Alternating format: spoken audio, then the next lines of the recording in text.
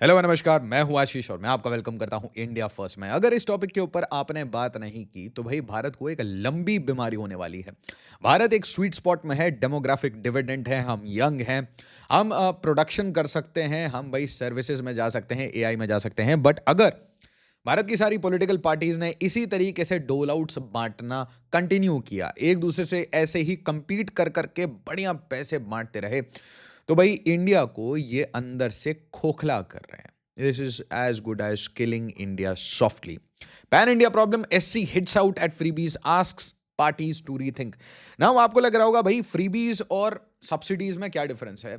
Subsidies दो type की हो सकती है। ऐसी सब्सिडी जिसमें कि भाई मैं आपको बोल रहा हूं कि काम करते हैं, मैं आपको पैसे देता हूं और आप अपना घर बनाएं। यहाँ पे आप कैपिटल एसेट बना रहे हैं। फिर मैं आपको बोल सकता हूं कि एक काम करते हैं, हम आपको सब्सिडी देते हैं और आप एक काम करिए, एआई में स्किल आउट हो जाइए, आप स्किल सेट सीख लीजिए। तो उससे क्या होगा, I will teach you fishing. But एक तीसरा तरीका है, ये बहुत ही अमेजिंग तरीका है। इसमें क्या करता हूं मैं, आपको आपको 2,000 रुपये, 1,000 रुपये, 5,000 रुपये, और इसका नाम लाडली भाई बहन चाचा वाचा जिस नाम से रखना हो आपको, आप वैसे रख दीजिए। बट कुल मिला के सारी पॉलिटिकल पार्टीज वो आपस में compete करती हैं, और ये जो कंपटीशन होता है इसके कारण फ्रीबीज बढ़ता जाता है। अब फ्रीबी का मतलब ये हो गया कि मैंने आपको पैसे दे दिए और इन रिटर्न आपको कोई टेंजिबल एसेट नहीं मिला, आपको कोई टेंजिबल स्किल नहीं मिली, और फिर अगले महीने आप वेट करेंगे कि भाई ये पेमेंट कब मिलेगी। It is as good as a salary but without the work. ध्यान से समझिए, as good as a salary but without the work. अब इससे बहुत दूरगामी प्रभाव पड़ेंगे, एक एक करके समझिए क्या होगा। सबसे पहले हम बात करते हैं फिस्कल डिसिप्लिन की। अब आप बोलेंगे ये बहुत ही जार्गनिक शब्द है। तो फिस्कल डिसिप्लिन का मतलब ये होता है कि आप 100 रुपए अगर कमा रहे हैं तो उस 100 रुपए में आप कितनी सेविंग कर रहे हैं, आप कितना खर्च कर रहे हैं, आप किन चीजों पे खर्च कर रहे हैं। ये एसेंशियली आपके बजटरी डिसिप्लिन में आ जाता है। Fiscal discipline is very essential अगर आपको ये देखना है कि कल के पैसे मैं कहां खर्च करूं। बट ये फिस्कल डिसिप्लिन इनडिसिप्लिन में कब तब्दील हो जाता है, जब आप बहुत सारे लोन्स लेते हैं, बहुत कर्जा लेते हैं और कर्जे पे कर्जा लेने लगते हैं। और ये बिल्कुल फिस्कल डिजास्टर कब बन जाता है, जब आप कर्जा लेके लोगों के अकाउंट में 1,000 रुपए, 2,000 रुपए, 10,000 रुपए, 50,000 रुपए देते रहते हैं। इसके कारण क्रिएट होता है एक अनसस्टेनेबल डेट साइकिल। आज के जो बच्चे हैं वो हमारे बाप दादाओं का जो लोन है उसको चुका रहे हैं, और जो कल आने वाले बच्चे हैं वो आज हम लोगों को जो भी सब्सिडी मिली है, जो भी फ्रीबी मिली है, उसका जो कर्ज का जो ईएमआई है वो कल चुकाएंगे, 10 साल बाद चुकाएंगे, 20 साल बाद चुकाएंगे। और ये ईएमआई बढ़ते जा रही है और इस ईएमआई को कंट्रोल करने का कोई तरीका नहीं है। तो फिस्कल इनडिसिप्लिन फिस्कल डिजास्टर में कभी भी तब्दील हो सकता है, और इसके कारण क्रिएट होता है एक अनसस्टेनेबल डेट साइकिल। अब उल्टा सोचिए, अगर मैं आपको स्किलिंग सिखा देता, अगर मैं आपको फिशिंग सिखा देता, अगर मैं आपको कोई स्किल सेट दे देता, तो क्या होता, तो आप उससे दो पैसे खुद कमा पाते। बट अगर मैं आपको सिर्फ 10,000 रुपए दूंगा तो क्या होगा, मोस्टली आप इसको कंजम्पशन में खर्च करेंगे कि आज की रोजमर्रा की जो दिक्कतें हैं। अब आप पूछेंगे क्या एक बेसिक अमाउंट ऑफ फ्री भी एसेंशियल है, मैं कहूंगा बिल्कुल एसेंशियल है, ताकि एक सेफ्टी नेट हो, कोई भी परिवार उस सेफ्टी नेट से नीचे ना जाए। बट क्या हम परिवार वाइज टारगेट कर रहे हैं, इंडिविजुअल वाइज टारगेट कर रहे हैं? नहीं, हम कंपटीशन में टारगेट कर रहे हैं। एक पॉलिटिकल पार्टी 10,000 बोलेगी तो दूसरी पॉलिटिकल पार्टी 12,000 बोलेगी। एक पॉलिटिकल पार्टी का 10,000 वाले के बाद जो रिजल्ट है वो अच्छा आ गया, तो अगली पॉलिटिकल पार्टी ये सेम योजना को और अच्छा फाइन ट्यून करके इलेक्शन से पहले अनाउंस कर देगी। अच्छा, इलेक्शन के बाद जो बचे 4 साल हैं गवर्नेंस के, उसमें आपको कुछ खास काम करना नहीं है। आपको क्या करना है, आपको फिर से इलेक्शन आने से पहले दोबारा से एक बड़ी फ्री भी अनाउंस कर देना है। और इसके पैसे कौन चुकाएगा, तो देखिए ऐसा तो होता नहीं है कि पैसे सिर्फ लोन से आते हैं, पैसे टैक्स से भी आते हैं। अब ये टैक्स कहां से आएगा, टैक्स आएगा लोगों से। दो तरीके से आ सकता है, या फिर डायरेक्ट टैक्स या फिर इनडायरेक्ट टैक्स। अच्छा, अब डायरेक्ट टैक्स आपको कैसे समझ आएगा, भाई आपके ऊपर इनकम टैक्स लग गया। बट इनडायरेक्ट टैक्स ये तो गरीब भी देते हैं, मतलब जीएसटी वगैरह तो गरीब भी देते हैं। मान लीजिए जो हम गरीब हैं वो जो प्रोडक्ट्स यूज कर रहे हैं उसके ऊपर जीएसटी कम है, तो भी वो कुछ तो ऐसे आइटम कंज्यूम करेंगे ना जिसके ऊपर जीएसटी थोड़ा बढ़ा हुआ होगा। 18% हो सकता है या 12% हो सकता है, कोई ऐसी चीज तो जरूर कंज्यूम करते होंगे जिसके ऊपर जीएसटी है।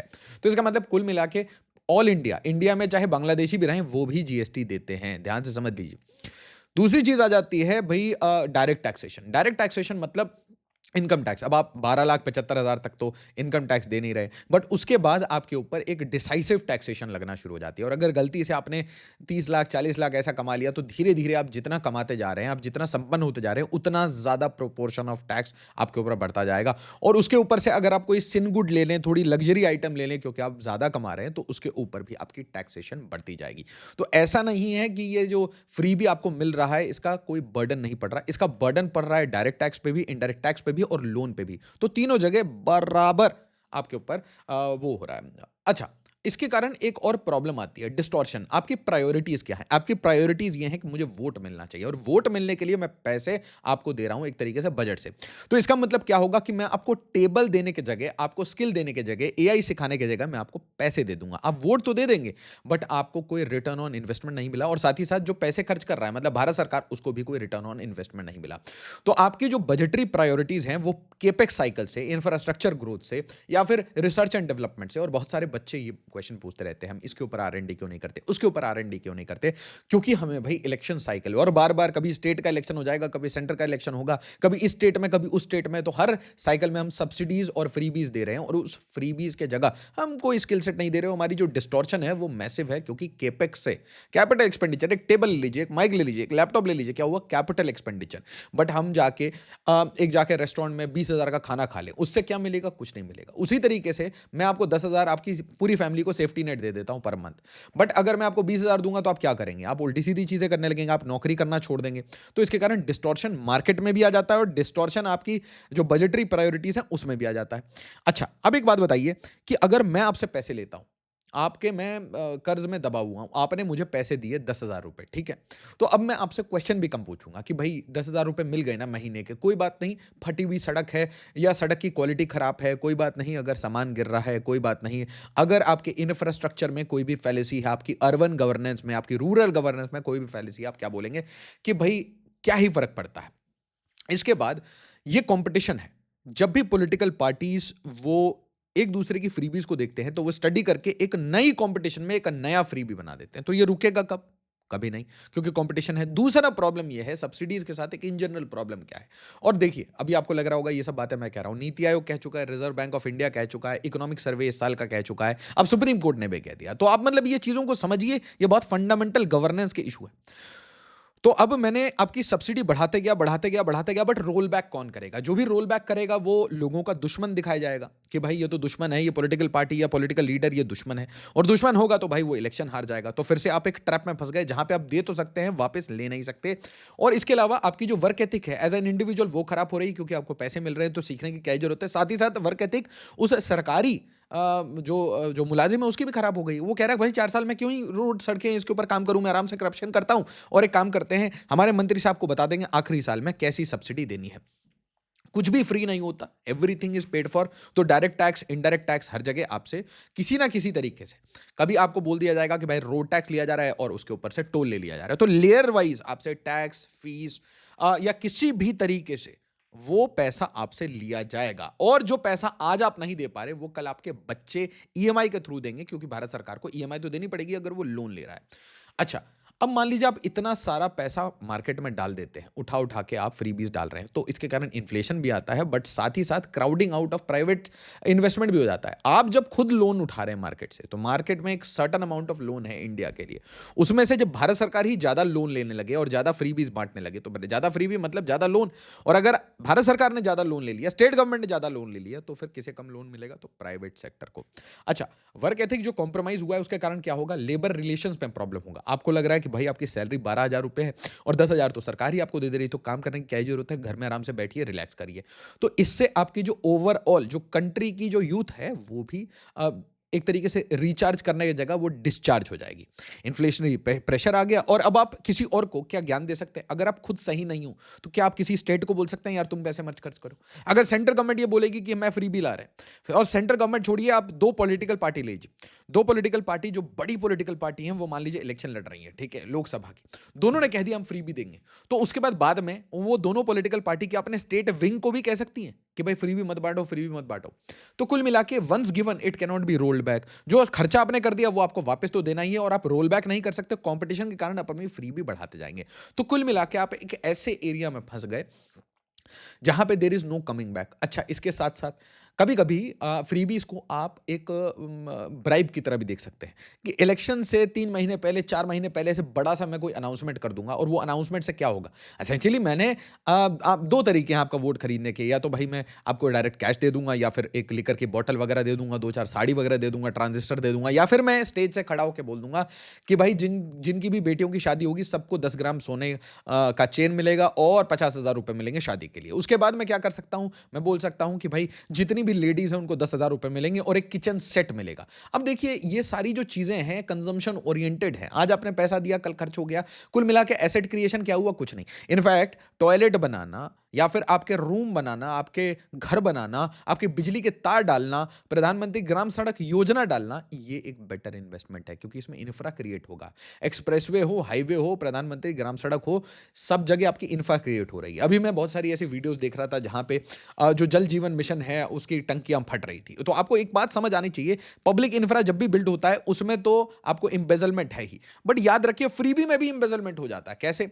अब फ्रीबी मान लीजिए 50 लोगों को मिलना है और 50 लोगों की लिस्ट कौन बनाएगा? प्रधान साहब। और आप किसी भी आपके घर में अगर कोई भी वर्कर हो तो उनसे पूछिए क्या उनके पास राशन कार्ड है, और अगर किसी के पास राशन कार्ड नहीं होगा तो आप पूछिएगा कि भाई दीदी आपको राशन कार्ड क्यों नहीं मिला, तो बोलेंगी कि गांव के प्रधान भाई हमसे 5,000 10,000 रुपए मांग रहे थे और भैया हमारे पास इतने पैसे नहीं है। उसी तरीके से इवन अगर आप प्रधानमंत्री की जो आवास योजना में जो घर बन रहा है तो वो 1 लाख 1.5 लाख जो भी पैसे मिल रहे हैं वो गांव में जा जाके अपने घर बनवा रहे हैं, बट वो अमाउंट लेने के लिए भी 5-10 हज़ार रुपए देने पड़ते हैं। तो हर जगह हर लेवल पे आपको पैसे तो देने पड़ रहे हैं। अब क्वेश्चन ये है कि क्या आप डायरेक्टली 10,000 रुपए अकाउंट में भेजेंगे या फिर आप 1 लाख रुपए का वो घर बनवा देंगे जो कि एक परमानेंट एसेट होगा, जिसकी बात वो मतलब जिसे वो अपने बच्चे को भी शेयर कर सकते हैं, पूरी फैमिली को भी शेयर कर सकते हैं और शेल्टर दे सकते हैं। और याद रखिए कि अगर ये इसी तरीके से चलता रहा तो ओवरऑल आपके साथ होगा क्या, मेरे साथ होगा क्या? हमारे पास कैपिटल एक्सपेंडिचर के लिए बजट नहीं बचेगा। तो हम ये जो रफाल्स की बात करते हैं, सबमरीन्स की बात करते हैं, R&D की बात करते हैं, इंजन्स की बात करते हैं, AI की बात करते हैं, IITs IIMs की बात करते हैं, इसके लिए आपके पास पैसा नहीं बचेगा। और जब ये पैसा नहीं बचेगा तो कुल मिला के टैक्सेशन तो होगा, बट वो सिटीज में खर्च नहीं होगा, नई सिटीज नहीं बनेंगी, आपके जो पब्लिक इंफ्रास्ट्रक्चर हैं वो वीकन होते जाएंगे और उसमें जितना भी पैसा है ऑलरेडी उसमें एक कट मनी जाता ही है, उसमें से एक लीकेज होता ही है। तो जो बाकी पैसा बचा लगभग 50% 60%, धीरे धीरे ये बढ़ते बढ़ते बढ़ते एक ऐसा टाइम आएगा जब आपके पास केपेक्स के लिए 10% पैसा बचा रहेगा और बाकी सारा पैसा या तो आप EMI में दे रहे होंगे या फिर लोगों से वोट लेने के लिए फ्री भी बांटने में लगा रहे होंगे। तो ये एक बहुत बड़ी आइडियोलॉजिकल फैलेसी है और इसका कहीं ना कहीं आप एक चीज समझिए, इसका जो लॉन्ग टर्म इंपैक्ट होगा वो सारी भारत की इंस्टीट्यूशंस बार बार फ्लैग कर रही हैं कि भारत की सारी पॉलिटिकल पार्टीज को बैठ के, चाहे स्टेट हो सेंटर हो, आप एक स्टेट में हो या 15 स्टेट में हो, सबको बैठ के एक कॉमन मिनिमम प्रोग्राम पे आना पड़ेगा और इसके साथ इलेक्शन कमीशन को भी बैठना पड़ेगा कि भाई ये फ्रीबी का ये जो बर्जनिंग फ्रीबी है, क्या ये भारत के ओवरऑल स्ट्रैटेजी के साथ चल रही है या फिर भारत के सबसे स्वीटेस्ट स्पॉट में भारत को एक धक्का पहुंचा रही है। अगर आप मेरी किसी बात से डिसएग्री करते हैं तो कमेंट में लिखिए, और अगर आप अग्री करते हैं बट कोई ऐसा टॉपिक जो मैंने मिस कर दिया हो, कोई ऐसा डॉट जो मैंने कनेक्ट नहीं किया, वो कमेंट में जरूर डालिएगा ताकि एक इनलाइटेंड डिस्कशन हो। वीडियो को लाइक शेयर और सब्सक्राइब जरूर करिए। एज ऑलवेज जय हिंद, जय भारत।